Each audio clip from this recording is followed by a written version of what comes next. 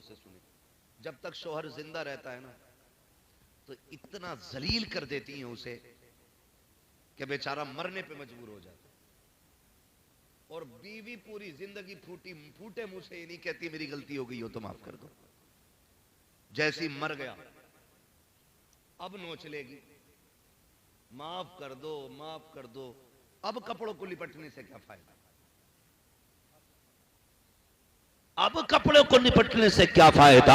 मेरी कौम की बेटियों जरा कान खोल के सुनो, आज न कोई नवाब की बेटी है न कोई बादशाह की बेटी है। आमतौर पर किसान की बेटियां किसान की बहनें, मजदूर की बेटी मजदूर की बहन है। कभी तारीख उठा करके देखो, मौत इतना बड़ा शानहा है, ये किसी दरवाजे से खाली नहीं लौटा फरिश्ता। जिस दरवाजे पे आया है किसी को लेके गया है, जिस दरवाजे पे आ गया है किसी न किसी को साथ लेकर के गया है।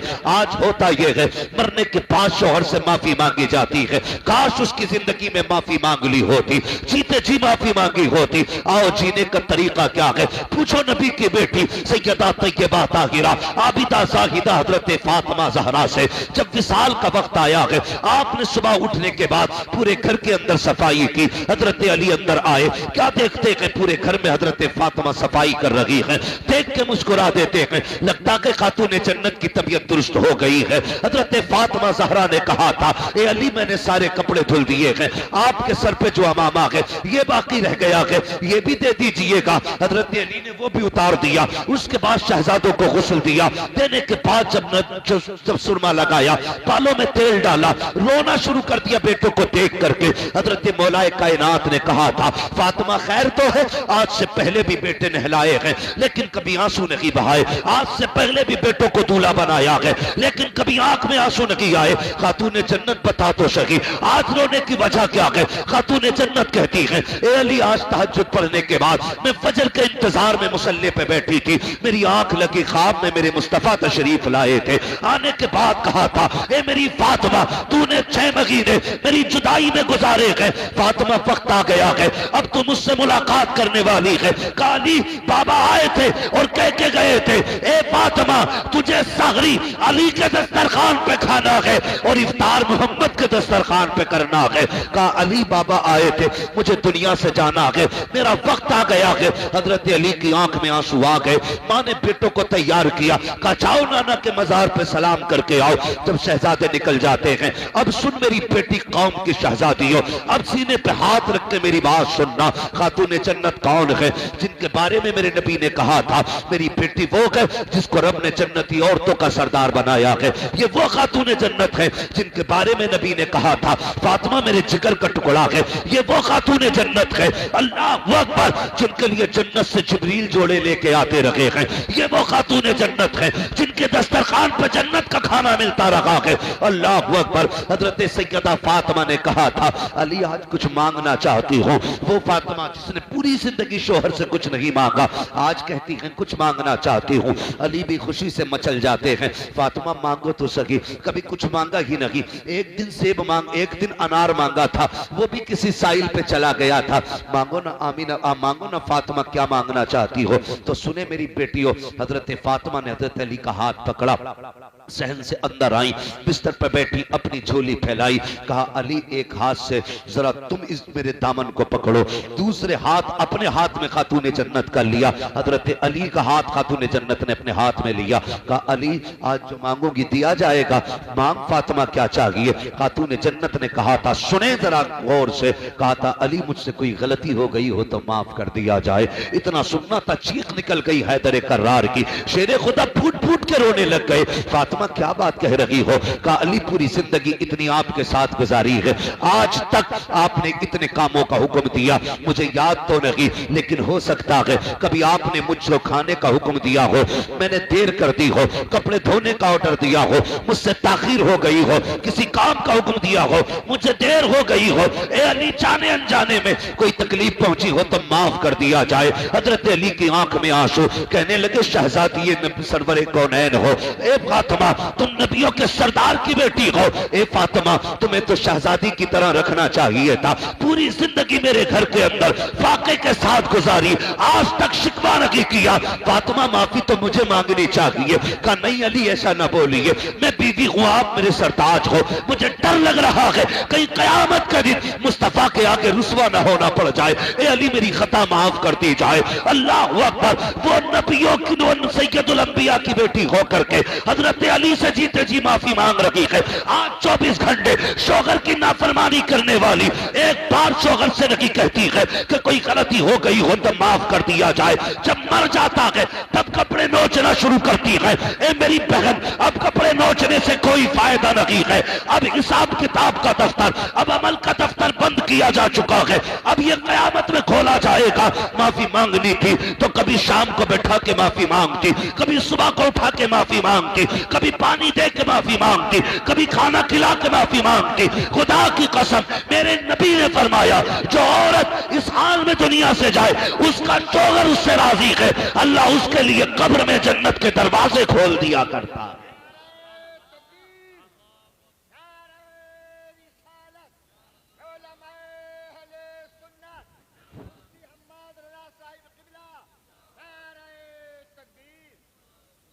हम तो माफी भी तब मांग रहे हैं ना जब काम खत्म हो गया।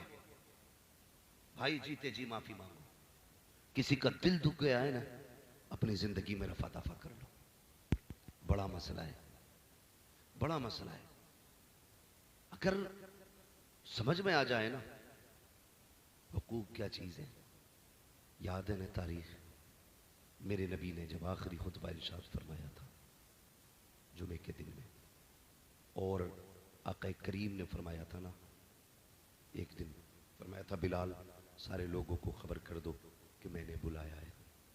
जब मदीने में ये आवाज गूंजी हुजूर बुला रहे, एक एक बच्चा निकल के आ गया था, एक एक बच्चा। और फिर हुजूर ने कहा था बताओ मैंने खुदा का पैगाम तुम तक पहुंचाया कि नहीं। सबने कहा था बेशक। उसके बाद आका करीम के जो जुमले थे जिनका मफहूम यह है, मेरे नबी ने फरमाया था लोगों मैं अपने रब से इस हाल में मुलाकात करना चाहता हूं कि मुझ पे किसी का जर्रा बराबर भी हक ना हो। किसने कहा था? नबियों के इमाम ने खड़े होकर कहा था जिसका मुझ पे हक है वो ले ले। सन्नाटा था। एक बंदे ने खड़े होकर कह दिया था या रसूल अल्लाह मेरा हक है। मेरे नबी ने फरमाया क्या? कहा हुजूर एक बार आप सफ़े सीधी फरमा रहे थे, आपके हाथ में दुर्रा था, कोड़ा था, वो मेरे लग गया था, मुझे उसका बदला चाहिए। सोचे तो सही, मेरे हुजूर ये निज़ाम कायम कर रहे हैं ज़मीन पे, ये निज़ाम कायम कर रहे हैं कि मुझ पे किसी का हक हो तो ले लिया जाए, मुझ पे किसी का हक हो तो ले लिया जाए। और ये निज़ाम कायम किया मेरे नबी ने। खड़े हो गए या रसूल अल्लाह मेरा हक है। इतनी बात कही ना तो हुजूर ने फरमाया क्या हक है?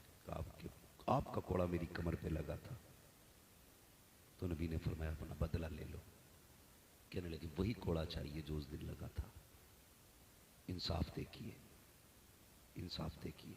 मेरे नबी ने फरमाया सलमान जी या रसूल अल्लाह का जाओ मेरी बेटी के घर चले जाओ, उनके घर पे वो कोड़ा रखा हुआ है लेके आओ। हुजूर को बुखार इतना तेज था कि हाथ चेहरे पे नहीं रखा जाता था। ये उन दिनों की बात नहीं कर रहा हूं जिन दिनों में हुजूर सेहतमंद थे, उस दिन की बात कर रहा हूं जब हुजूर की वफात का वक्त आया था। इतनी तेज बुखार था, हाथ मत्थे पे नहीं रखा जाता था। हाँ, हुजूर ने फरमाया लियो अपना बदला। और जब सलमान फारसी खातून जन्नत की चौखट पे गए, कौन है? का सलमान आया है। का क्यों? का वो जो कोड़ा आपके पास है हुजूर का वो दे दिया जाए। सलमान चचा इस कोड़े की क्या जरूरत पड़ गई? जब उन्होंने बताया कि हुजूर ने ऐलान किया मुझ पे किसी का हक है तो वो ले ले। का एक सहाबी है वो अपना बदला लेना चाहते, क्या कहना चाहते हो? का उन्होंने कहा हुजूर के हाथ से उनकी कमर पे कोड़ा लगा था, आज वो इस कोड़े के जरिए अपना बदला लेंगे। बेटी तो बेटी होती, तड़प गई। कहा ठहरो। अंदर गई, शहजादे चटाई पे सो रहे थे, उठाया, कोड़ा हाथ में लिया। लेने के बाद फरमाया जाओ शहजादो तुम सो रहे हो, किसी ने नाना से कोड़े का बदला मांग लिया है। तुम्हें पता है ना मेरे बाबा की तबीयत खराब है, कोई भी कीमत देनी पड़े शहजादो, कीमत अदा कर देना, एक कोड़ा मेरे बाबा के बदन पे नहीं लगना चाहिए। शहजादे आ गए थे, बात तवील हो जाएगी, मैं बस बताना ये चाहता हूं, हुजूर ने उस दिन इंसाफ कायम किया। घोड़े आ गए, घोड़ा भी आ गए, शहजादे आ गए। कहने लगे सलमान चाचा बताओ ना वो कौन है जो हमारे नाना से बदला लेना चाहता है। इशारा किया उकाशा की जानिब, दौड़ के हाथ पकड़ लिया। कहने लगे चाचा एक घोड़े के बदले में 100 मार लो, लेकिन हमारे नाना को दुख ना दो। मामला कुछ और था उस दिन। सारे सहाबा ने गिरिया उजारी की, कहा हुजूर जब घोड़ा लगा था मेरा बदन बिना कपड़े का था, कमीज उतारे, हुजूर ने कुर्ता उतार दिया। अभी सहाबा को नहीं मालूम क्या होने वाला है, लेकिन इंसाफ कायम किया जा रहा है। हुजूर ने जैसी कुर्ता उतारा ना, उकाशा ने घोड़ा फेंका, हुजूर के बदन से लिपट जाते हैं। या रसूलुल्लाह मेरी औकात के मैं आपसे बदला लूं? मैंने तो सुना था जो आपके बदन से लग जाएगा वो जन्नती हो जाएगा, जो आपके बदन से लग जाएगा वो जन्नती हो जाएगा। फिर मेरे नबी ने कहा जिसे जन्नती का चेहरा देखना हो वो मेरे उकाशा का चेहरा देखे। भाई इंसाफ कायम किया मेरे नबी ने, इंसाफ कायम किया। आज इंसाफ नहीं है। आज बेटों से गुजारिश है, हर बेटे से। आज नजाकत भाई के बच्चों से बात नहीं कर रहा हूं, सिर्फ सारे बेटों से बात कर रहा हूं। कई बार ऐसा होता है ना, बाप के बाद बेटियां बड़ी यतीम हो जाती, यतीम तो बेटे भी हो जाते हैं, लेकिन बेटियां बड़ी वाली यतीम हो जाती हैं, इसलिए कि बाप के इंतकाल के बाद बाप की जायदाद के मालिक बेटे बने रहते हैं, लेकिन अक्सर बेटियों को लावारिस बना दिया जाता है, अक्सर बेटियों को लावारिस बना दिया जाता है। और उसी जायदाद पे सांप बन के बैठने वाले, कल जब बीमारी आती है या बरकतें उड़ जाती हैं, फिर कहता दुआ करो बरकत नहीं हो रही है। खुदा की कसम किसी का बचाने से दौलत नहीं आती है, बल्कि किसी का हक उसे खिलाने से बरकतें अल्लाह अता फरमाया करता है। अक्सर होता क्या है, बुरा ना मानना, ये भी बात कड़वी है, अक्सर होता है ये बाप के इंतकाल के बाद भाई बहनों को छोड़ देते। कई बार भाभियां बड़ी एक्टिव हो जाती हैं। भाभियां अगर बहन आ जाए ना, कहती लो चली आई कल मुई, आज फिर आ गई, 8 दिन पहले तो आई थी। यहां तक बदतमीजी देखी है हमने, कितनी बहनों को धक्का देके दरवाजे से हटा दिया जाता है। तुझे क्या लगता है ये रोटी खाने आई है, ये तुझसे पैसे लेने आई है, ये बेटी है बाप की। सुनो बेटी वाले मेरी बात का एहसास करेंगे, बेटियों को दौलत प्यारी नहीं होती है, बेटियों को बाप की सूरत प्यारी हुआ करती है। वो जो आया करती है ना बाप के बाद, वो भाई से दौलत लेने नहीं आती। ऐसा नहीं उसके घर रोटी नहीं है, अल्लाह ने उसके नसीब से वहां भी बहुत दिया है, लेकिन यहां क्यों आई है? जब इसे याद आती है ना बाप की, तो सोचती है चलो एक पेड़ मेरे बाप ने अपने हाथ से लगाया था, उसके साए में बैठूंगी तो बाप की मोहब्बत की ठंडी हवाएं आना शुरू हो जाएंगी। एक कमरा था मेरे बाप का बनाया हुआ, कभी वो उसमें बैठा करता था। एक दीवार थी जिसकी बुनियाद मेरे बाप ने रखी थी, एक तकिया है मेरे बाप का, एक बिस्तर है मेरे बाप का। जब बेटियां अपने बाप के घर आती है, भाइयों की जायदाद लेने के लिए नहीं, रोटी लेने के लिए नहीं, बल्कि बाप की दहलीज पर उसकी यादों को देखने के लिए आती है, ताकि उसके बिस्तर को देखे तो कलेजा ठंडा हो जाए, उसके हाथ के लगाए हुए पौधे को देखे तो रूह को ताजगी मिल जाए। इसलिए बेटी आया करती है। ए मेरी बहन की, मेरी कौम की शहजादी हो, अगर किसी घर की बहू बनो तो किसी बेटे को बहन से जुदा ना करना, भाई को बहन से अलहदा ना करना। अगर ये चाहती हो तुम्हें दुनिया में भी सुकून बने, आखिरत में भी सुकून मिले, अगर नंदे आया करे चेहरा ना बिगाड़ा करो, इनके आगे से दस्तरखान ना हटाया करो, बल्कि इन्हें देख के मुस्कुरा दिया करो। और भाइयों से कहूंगा, बाप का इंतकाल हो गया है, बहन को 1 महीना हो गया है, लगा गाड़ी में चाबी, उड़ के चला जा बहन के दरवाजे पे, उससे जाके कह दे 1 महीना हो गया तुझे नहीं देखा, बड़ी याद आ रही थी। खुदा की कसम बहन रोना शुरू कर देगी, वो कहेगी आज तेरे लहजे में मुझे बाप का लहजा नजर आ रहा है, तेरे प्यार में आज बाप का प्यार नजर आ रहा रहा है, इसलिए कि जब 8 दिन मैं नहीं आती थी, मेरा बाप तो लाठी के सहारे चल के मेरी चौखट तक आता था और कहता था बेटी 8 दिन हो गए तुझे नहीं देखा तो दिल नहीं लग रहा था। और यार जब बाप चले जाया करें, बेटियों के दरवाजों पे जाया करो, बहनों के घर पे चले जाया करो, अगर वक्त आया करे इनको बुलाया करो, अगर ये खुद चल के आया करे तो तुझे पता चल जाए मेरी बहन आने वाली है तो दरवाजे से 10 कदम आगे निकल के आ जा। बहन को आता दे, हाथ फैला दे, मुस्कुरा के इस्तकबाल कर, ऐसे मुस्कुरा दे जैसे बाप मुस्कुराता था। खुदा की कसम जब बेटी तेरे चेहरे को देखेगी, तेरे चेहरे के अंदर उसे भाई का चेहरा भी दिखाई दे जाएगा, बाप का चेहरा भी दिखाई दे।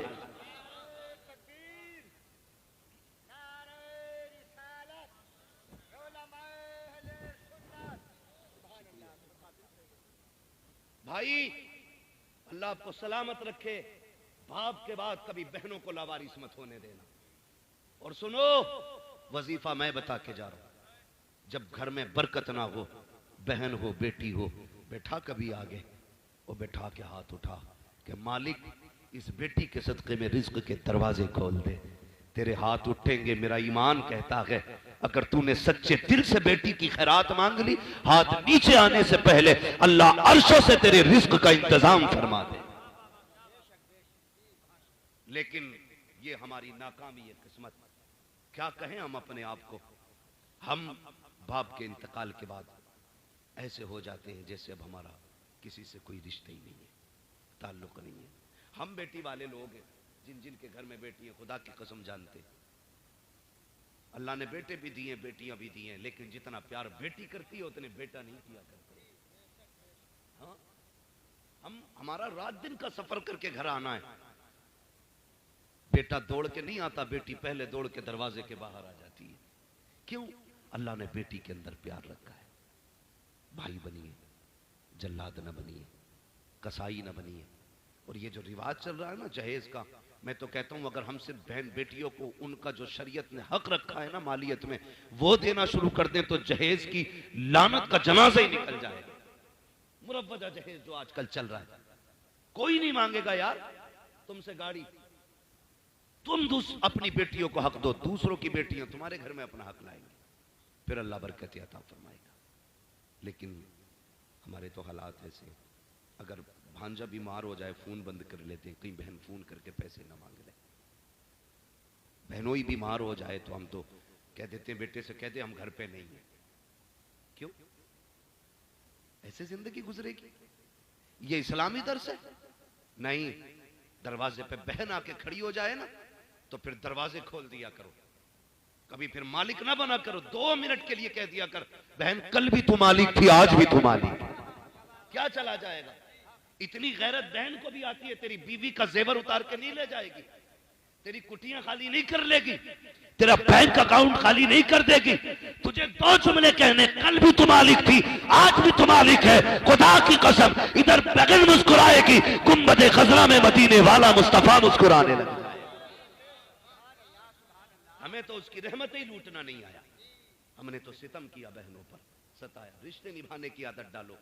मेरा करीम नबी आया ना, उसने रिश्तों पे बड़ा जोर दिया और ऐसे रिश्ते निभा के दिखाए कि कोई निभा नहीं सकता है, कोई नहीं निभा सकता है।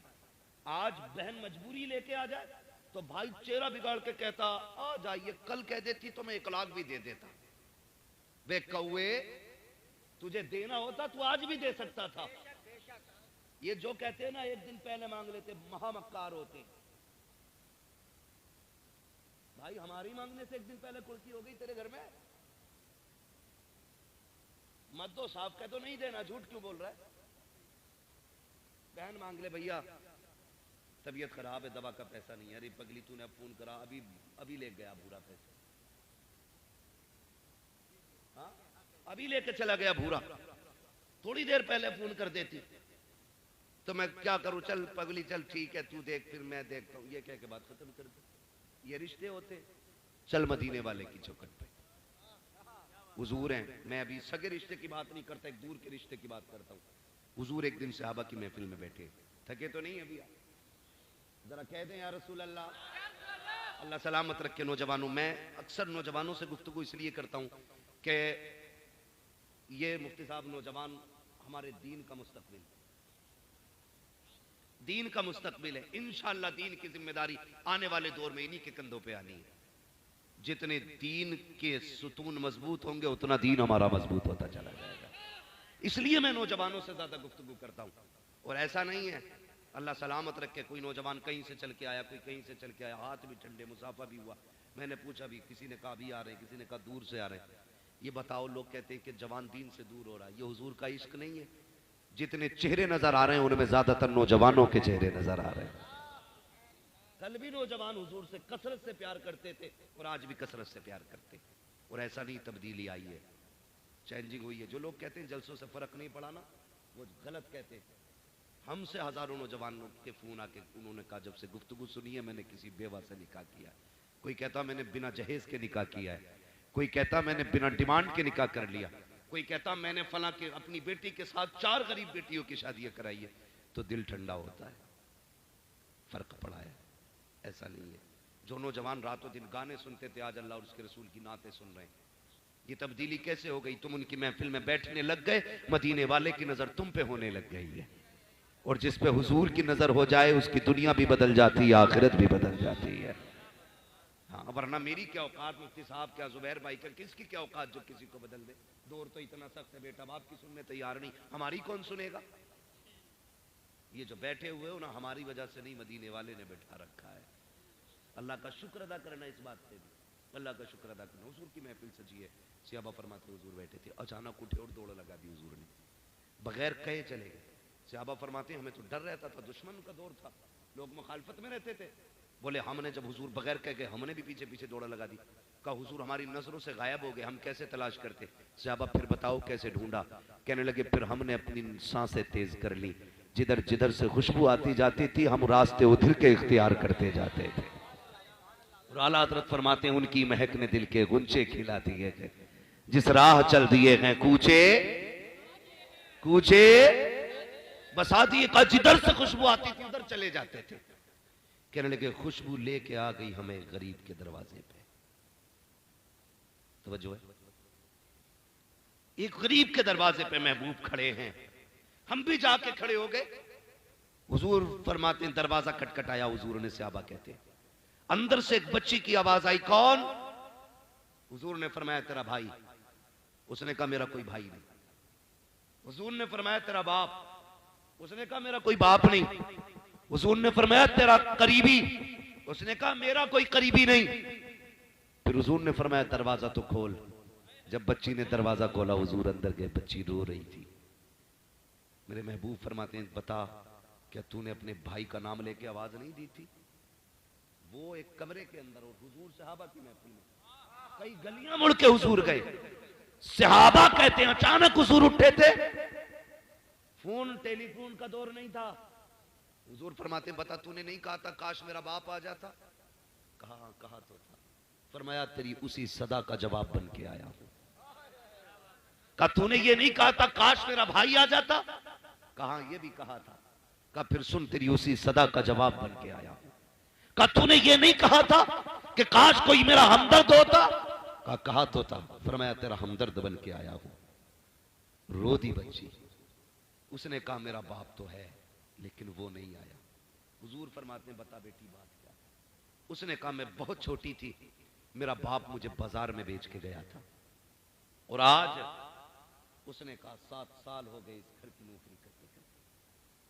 कहा इतना सितम मेरे ऊपर होता है कि काम पूरा ना हो तब भी मारा जाता है, अगर बीमारी में लेट जाऊं तब भी मारा जाता है। ए आने वाले मसीहा बात यह है इतनी सताई गई हूं कि दुख बर्दाश्त नहीं कर पाई। आज मैंने पहली बार कहा है काश मेरा बाप मेरा दुख देख लेता, मेरा भाई आता मेरा सितम देख लेता। वो जो बेच के चला गया काश मुझे आके देखता, उसे पता चलता बेटी पे कितना सितम किया है। इतना सुनना था, नबुव्वत वाली आंखें बरसना शुरू हो जाती हैं। मेरे नबी फरमाते हैं सहाबा इसका सारा सामान इकट्ठा किया जाए। बच्ची से कहते हैं बता तेरा मालिक कहाँ है? उसने कहा फला टीले पे रहता है, फला पहाड़ी के पीछे मकान है। मदीने वाले ने सारे सामान का ढेर लगवाया। 2 गठरियां बनी है। एक गठरी हजरत सलमान ने उठाई, दूसरी हजरत बिलाल ने उठाई। जब लेके चलने लगे, महबूब ने आगे बढ़ के दोनों गठरियां ली। बच्ची कहती किधर लेके जा रहे हो? कहा मैंने तुझे बेटी कह दिया है, मैंने तुझे बेटी कहा है। चल उसके दरवाजे पे जो तुझे खरीद के लाया था। जब महबूब गठरी लेके चले, सहाबा ने कहा तड़प के या रसूल अल्लाह, हम जाने देने तैयार है। गठरी की उठा रहे हैं। कहा जमाने को बताना चाहता हूं, अगर बेटियां बाप की जिम्मेदारी पे आ जाया करें, बोझ ना समझना, मोहम्मद की सुन्नत सला के उसको कंधे पे उठा के चलना है। इसलिए मेरे हुजूर ने बोझ उठा लिया, दोनों गठरियां रख ली। कहा जमाने को बताना चाहता हूं, बेटियां पलट के अगर बाप की चौखट पे आ जाए, वो बोझ नहीं रहती है, और उनका बोझ बाप को बोझ नहीं लगता है। हुजूर ने दोनों गठरियां कंधे पे रखी हैं और फरमाया बच्ची से चल आगे आगे। वो आगे आगे जब उस जगह पे पहुंची, और वो सामने जो यहूदी था वो छत पे बैठा था, उसके कुछ यार थे, मैं रिश्तेदार, वो भी आए हुए थे। उसने हुजूर को आते देखा ना, साथ में बच्ची को देखा, उसने सोचा कुछ हो गया है, खट से नीचे कूद गया। बच्ची दरवाजे पे ले आई, मेरे हुजूर ने चौखट बजा दी। अंदर से आवाज आई, कौन? फरमाया अना मुहम्मद रसूलुल्लाह। उसने दरवाजा खोला, सर से लेके पैर तक देखा। देखने के बाद कहा कैसे आए हो? कहा ये तेरी खरीदी हुई बच्ची है? कहा हाँ। फरमाया इसकी कीमत बचा, आज इसे खरीद के मोहम्मद आजाद कराने आया है। जैसी इतनी बात सुनी ना, उसने कीमत तो कुछ नहीं बताई, दौड़ लगा दी। अंदर गया, जाने के बाद बड़ी पुरानी किताब उठा के लाया, अपने बुजुर्गों की किताब लाने के बाद उसने कहा थोड़ी मेहरबानी करेंगे? कहा क्या? कहा जरा थोड़ा सा अपना कॉलर का बटन खोलें, मुझे कुछ देखना है।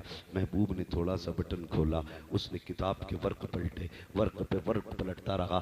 उसने फिर पूछा कहाँ के रहने वाले हो?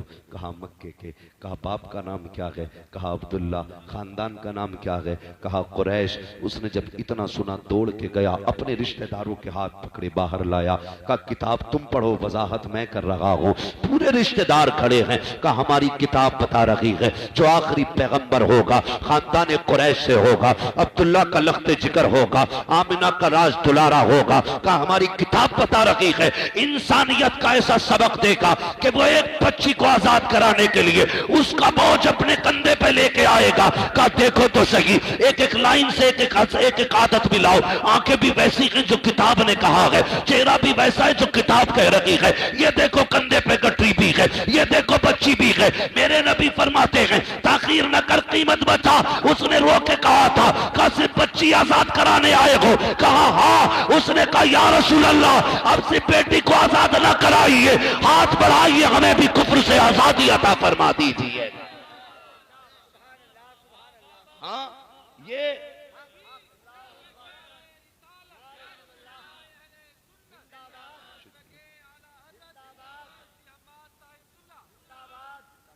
खुदा की कसम, ये मेरे नबी ने ना बेटियों के हुकूक सिखाए, बेटियों से प्यार करना सिखाया। अल्लाह आपको सलामत रखे। बाप का इंतकाल हो जाना तो बेटी को सताना नहीं है, बहनों को बोझ नहीं समझना है, खुदा की रहमत समझ के इनका साथ देना है, खड़े हो जाना। आज तुम इनके साथ खड़े हो जाओ, मुसीबत में फंसोगे, खुदा की रहमतें तुम्हारे साथ खड़ी होंगी। नौजवानों, अखलाक सबसे बुलंद कीजिएगा। अखलाक, अखलाकी मयार हमारा जब आला होगा ना, तो हमारा मुआशरा खूबसूरत नजर आएगा, बहुत खूबसूरत नजर आएगा। मेरे मुस्तफ़ा की दी हुई एक एक तालीम पे अमल करने की कोशिश करें। रिश्तेदारों से प्यार बांटें, मोहब्बतें बांटें, खास करके करीबी रिश्तेदारों को। मसला क्या होता है ना, बंदा सबको नवाजता रहता है, लेकिन पड़ोस में रहने वाले यतीम भतीजे भतीजी नजर नहीं आते। दुनिया को बांट देगा पैसा, अपने सगों को देने के लिए बंदा तैयार नहीं होता है। खुदारा आपको अल्लाह तौफीक देना, अपने बच्चों के लिए 1000 का सामान खरीद लें, 500 रुपए का सामान यतीमों के लिए भी लगा दें। ये सोच लिया करो यार, किसी यतीम को देख के कि इसकी जगह पे मेरे बच्चे भी तो हो सकते थे, इसके बाप की जगह मैं भी तो कब्र में हो सकता था ना। ये सोच करके यतीमों के सर पे हाथ रख दिया करो। फरमाया गया कि जो शफकत से यतीम के सर पे हाथ रखता है तो जितने बाल उसके हाथ के नीचे आ जाते हैं, अल्लाह उतनी नेकियां अता फरमा दिया करता है। वो तो निहायत सस्ता सौदा, बेच रहे हैं जन्नत का, हम मुफलिस का मोल चुकाएं अपना हाथी खाली है। ये फ्री की जन्नतें खरीद लें, सस्ती जन्नतें खरीद लें। सबसे ज़्यादा खुशनसीब वो होता है कि जिसकी कफालत में कोई यतीम, कोई लावारिस हुआ करता है, सबसे ज़्यादा खुशनसीब होता है। और कीजिएगा ये काम, गौर कीजिएगा, यतीमों से प्यार करें, गरीबों से मोहब्बत करें, रिश्तों को निभा के चले। जाना है तो जीते जी जिनका दिल दुखाया उनसे माफ़ी मांग लें। अपनी ज़िंदगी में लोगों से जीते जी माफ़ी मांग जाएं। बहनों से गुजारिश करूँगा, अपने शोहरों से अपनी उन्हीं की ज़िंदगी में माफ़ी मांग लेना। मरने के बाद उन्हें नोचने से नतीजा कुछ नहीं होने वाला। अगर अल्लाह उसे मौका दे दे, उठ के थप्पड़ और मार देगा वो, कि आप मरने के बाद तो चैन से लेटा नहीं दे। तो थोड़ा सा इस बात का ख्याल करना है। अपने जितने भी आपको ये एहसास हो कि भाई मुझसे फलां का दिल दुख गया है, तो उससे माफ़ी मांग लेनी है। अल्लाह हम सबको मरने से पहले तौबा की तौफीक नसीब फरमाए, नेकियां करने की तौफीक अता फरमाए। आली जनाब मरहूम नज़ाकत साहब आज वो हमारे बीच नहीं है। ऐसे ही कितने लोग धीरे धीरे हमारे बीच से ख़त्म होते चले जा रहे हैं और ख़त्म हो जाएंगे। हमें लगता है अपने जीते जी हम जाएंगे तो कोहराम होगा, हम जाएंगे तो हंगामा होगा। कुछ नहीं, तीजे तक वो सारी जगहें भर जाया करती हैं। जो यार छोड़ के जाओगे वो यार और किसी को यार बना लेंगे। जो जायदाद छोड़ के जाओगे उसे बेटे बांट लेंगे। जो भी आप छोड़ के जाओगे तुम्हारा कुछ नहीं रहने का है, सब दूसरों पे चला जाना है। तो ये ज़रूरी नहीं है कि इस चीज़ का इंतज़ार करें मौत आएगी।